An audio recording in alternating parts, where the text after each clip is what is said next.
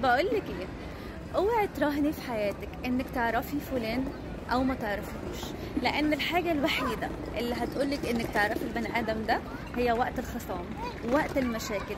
اختلفي مع البني ادم وانتي ساعتها هتعرفي اذا كنت اخترتي صح او اخترتي غلط، لان وقت الخصام بس الوشوش الحقيقيه بتبان، الاصل بيبان والتربيه بتبان وكمان الخسه والنداله بتبان.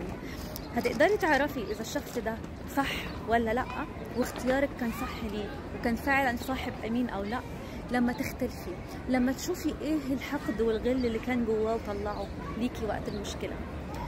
في المشاكل بالذات الناس بتبان على حقيقتها، الحقيقه مش بتبان وقت الضحك والهزار والقعده الحلوه.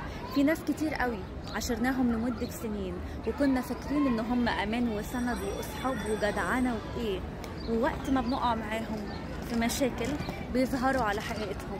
بل بالعكس كمان، انت بتكتشفي ان في وقت الشده ناس كتير قوي ما كنتيش حطاها في حساباتك ولا كنتي حطاهم في المقاعد الاولى، تلاقيهم هم اللي امنا عليكي وهم اللي بيخافوا عليكي وهم اللي في ظهرك.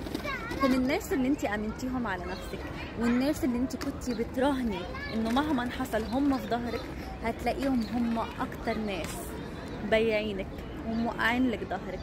هتلاقيهم اختفوا فجأة وخلقوا لنفسهم ألف عذر وعذر عشان يبرروا موقفهم بسبب بعدهم عنك أو بسبب موقفهم.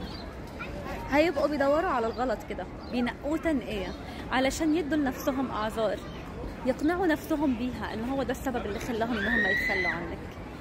اوعي تقولي على صاحب إنه صاحب وجدع وقت الضحك ووقت القعدة الحلوة، لا، اختلفي مرة واتنين، هتلاقي الاسلوب وهتلاقي المعامله وهتلاقي الطريقه اختلفت.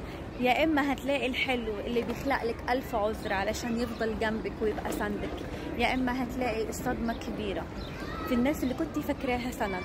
هتلاقي ابشع كلام وابشع طريقه وابشع اسلوب هتسمعيه منهم وانت كنتي فاكراهم سند. جربي وبيقولي لي، ولا ايه؟